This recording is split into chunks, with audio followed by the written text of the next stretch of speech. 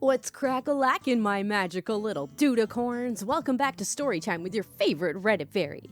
My name is Lorna, and today we're getting into some r/ChoosingBeggars. But that's not all. I've also got some r/EntitledParents for you as well, since this pandemic seems to be bringing out quite a few of them. So without further ado, don't forget to smash that subscribe button, and let's get right into it. Dude wants Pokemon cards and calls seller an asshole for not giving them for $100 cheaper. Posted by user BIM03Gaming. My nephew loves Pokemon cards. It's his obsession. He's 8 and he just wants to collect all of them. My roommate, who makes a lot of money, has a really professional grade collection. All mint, rares, the whole shebang. He's boasted to his best friend that he's dropped about $35,000 on all of them. With his income, that's pretty cheap change. I know for a fact he has duplicates, and I asked if I could buy them since he's going to sell them online. He gave me the price for them, $200 altogether, and I told him that's too much for me. He said that he already has a buyer lined up and that he was being nice by offering them $100 cheaper than his asking.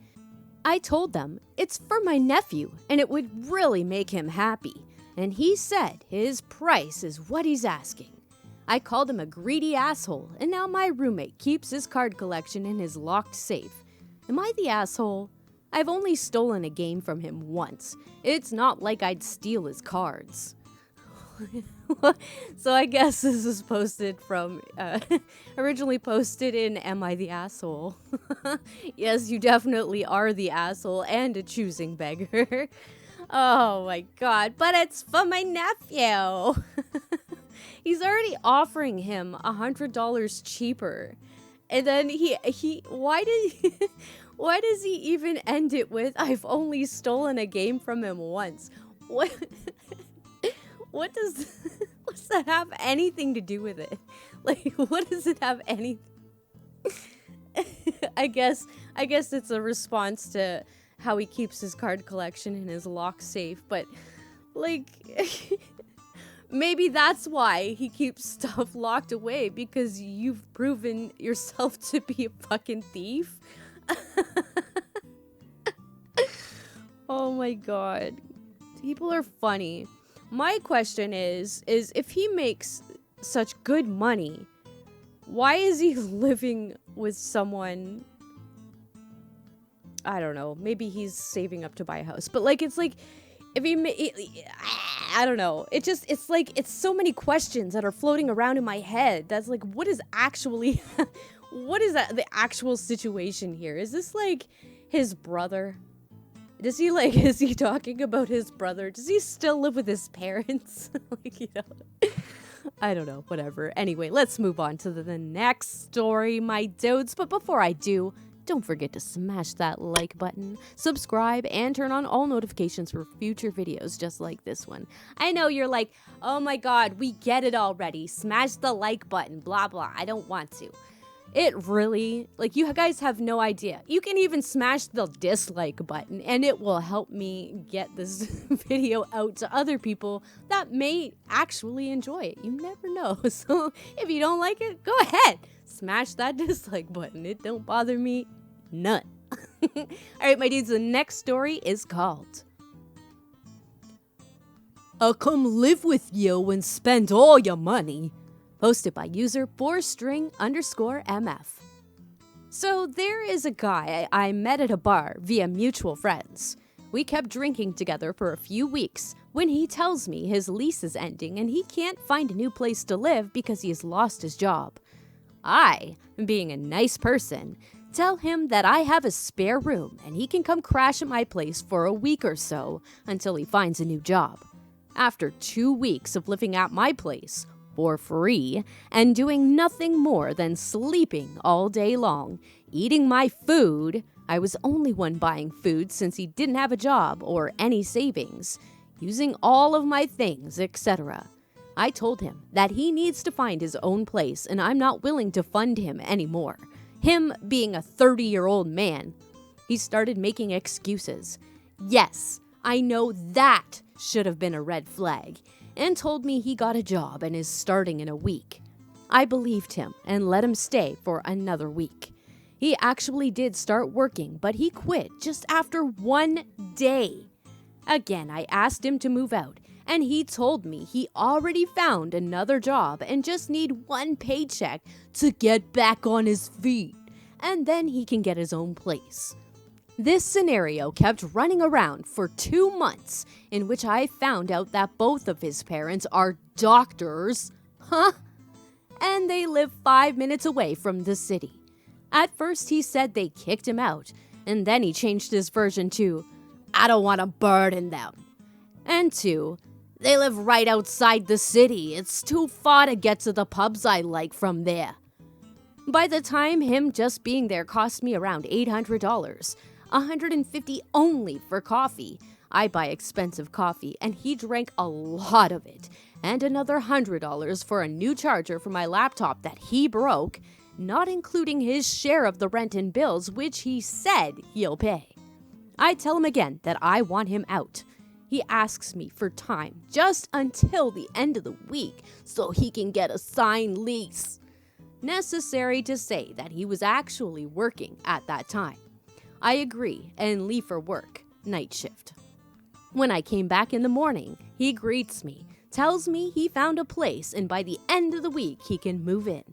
I was happy for him and for myself that he will be gone, and went to sleep before another night shift. When I woke up for work, I found out that he had packed all his things, took what was left in the fridge, a few of my things, just random things like toothbrushes and paste, a few empty notebooks and such, and just left. I tried calling him and have sent him messages, but never got an answer. Later, I found out from many mutual friends that around the same time period, he asked them for small loans, like $100 each, and different favors, and then just disappeared. Oh, God. So, you gotta be really careful in these situations, because I know in some places, if you allow somebody to stay for longer than a certain period of time, then they can claim squatters' rights, and then you have an even bigger headache of trying to evict them. Like, you have to pay money to go to the courts and all this shit. Like, there's a big issue with squatters going on right now, too. Like, what? I mean, kudos to them for being crafty on their workarounds, but stepping on all those, hands on your way there is, you're kind of an asshole. Like, well, not kind of. This guy totally is an asshole. He's a walking douchebaggery, that's for sure. All right, my dudes, let's get into the next story. This one is called Shameless Relatives, posted by user CrystalF9898. My aunt from a small town and eventually made it big. Now my relatives think that her money equals their money. There's this one particular relative I want to talk about. He flat out asked my aunt to buy him an apartment.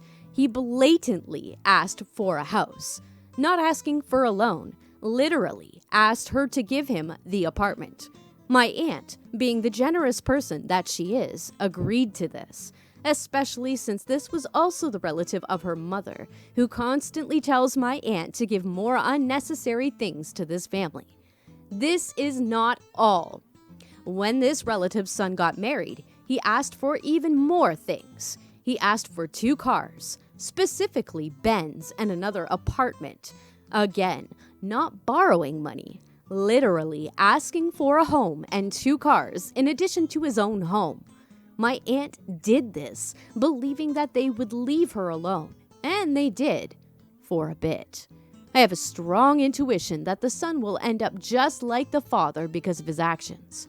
Over Christmas break, my aunt was on a trip to France with her family.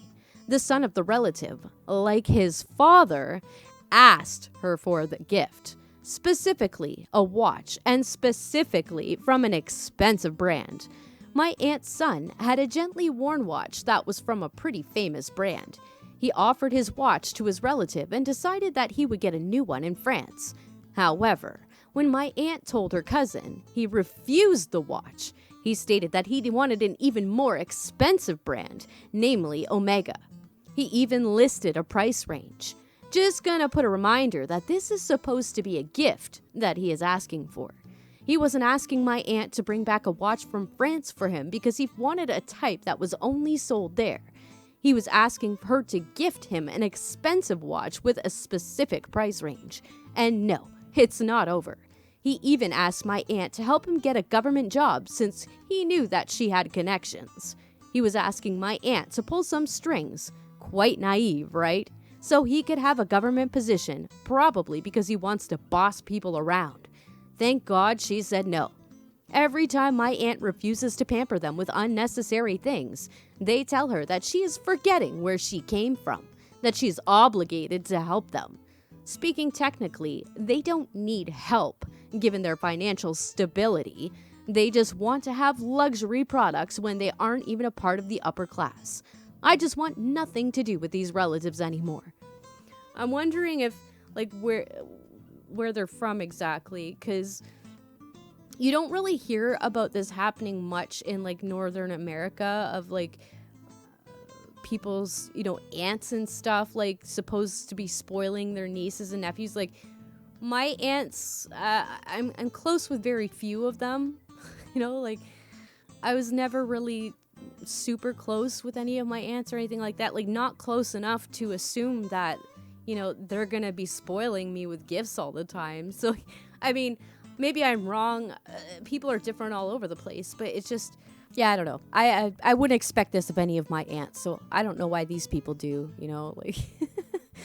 Anyway, let's get into the next story, my dudes. Are we into the entitled parents yet? Yes, we are. Okay, so we're gonna start entitled parents now. I've got 2 stories for you. This isn't going to be a too long of an episode, but I think I'm just going to stick with 5 stories for now, just to, I'm looking into ideas of revamping my videos and stuff like that. So I'm going to keep it at 5 for now because I am not really sure which direction I'm going to go with this yet. So I might start doing the longer videos in a bit, but for now, I'm just going to stick with 5 stories. Hopefully you guys are enjoying them. This one is called Entitled Mom is Mad She Can't Keep the Clothes That Don't Belong to Her.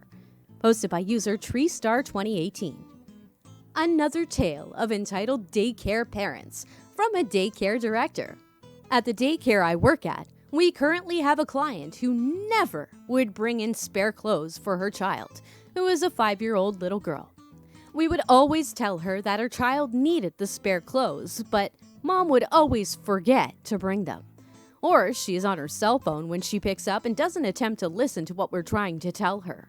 When her child would have accidents, we would put her in spare clothes that belong to the daycare and tell Mom she needs to bring them back. We stopped doing that about a month ago because the mom wouldn't ever bring us our spare clothes back. So we started calling her every time her child had an accident and told her she needed to bring her some clothes for her child to change into. Finally, Mom started bringing in an extra set of clothes because she was tired of us calling her at work. On Friday, when she dropped her child off, we noticed that the child was wearing some of the daycare's spare pants she had previously been sent home in. We checked the child's cubby, and she had a spare skirt because Mom finally started to listen to us about her needing spare clothes. So I told her teacher to have her change into the skirt, and we washed the pants that belonged to the daycare. When Mom came to pick her up, she asked why she was in different clothes. We told her that the pants were ours, and so we changed her into some of her own clothes. Mom had a royal fit about how unprofessional we are, how we don't care about her child, and that we never should have asked for our pants back. We told her, we reminded her several times about us needing our spare clothes back. She told us that she is too busy at night picking up her kid to fully listen to us. We obviously have a lot of spare clothes, and that we didn't really need them back. We told her we have a limited amount of spare clothes, and that is why we kept reminding her that she needed to bring them back. She then stormed out and said she would never bring her kid back to us if we were gonna make a big fuss over her keeping our spare clothes. It's a shame she forgot to give us a 2-week notice before removing her child. I'm sure she will just love the tuition owed letter she will be receiving from me this week. Oh, Karen. Jesus. Like, why would you... you don't understand. Like, you are the reason they have those spare clothes, because there are other people that are probably not quite as forgetful as you that, forget to send spare clothes with their kid, and kids have accidents. Like, you and your little crotch gremlin are not the only two people in the whole world, Karen. Jesus Christ. Oh my God. I can't with these Karens. They're just getting ridiculous, my dudes. All right, let's get into the last story of the day. This one is called A Particularly Awful Pet Situation. And I'm going to go ahead and say this is a trigger warning. I'm pretty sure I haven't read the story, but my eyes kind of skimmed over it. So if you get sad about dog stories that are sad, you might not want to continue with the rest of this. But don't forget to like, share, subscribe, and all that fun stuff. Okay, my dudes, let's get into it. This is posted by Lord Lazordic. I don't know. Okay, yep, trigger warning. Animal abuse / death. When I was homeless, I was lucky enough to have a friend who let me sleep on his couch for a while. The next door neighbors were just awful people, entitled all to hell and Bible thumpers to the 3rd degree. I was out one morning having a smoke, and I watched their brats tormenting their dog, a sweet female mutt. The poor thing was tied up to the tree in the backyard, a new development from last time I had seen them. The kids were flicking her with sticks. The dog was curled up in a ball and just taking it. I went over, knocked on the door, and told the father about it. He lost his shit, rambling about kids being kids, and it's just a dumb dog. I walked away in a huff and went back to the porch. A little bit later, the kids were back out and back up to it. So I filmed it for a bit and screamed at them to knock it off. And here comes Pops, again, hooting and hollering about me yelling at his kids. I told him his brats need to be taught a lesson, and I was calling the sheriff about the abuse. The dad stormed off, and while I was on the phone, I saw him walk into their backyard. I didn't have a chance to say anything before he shot the dog.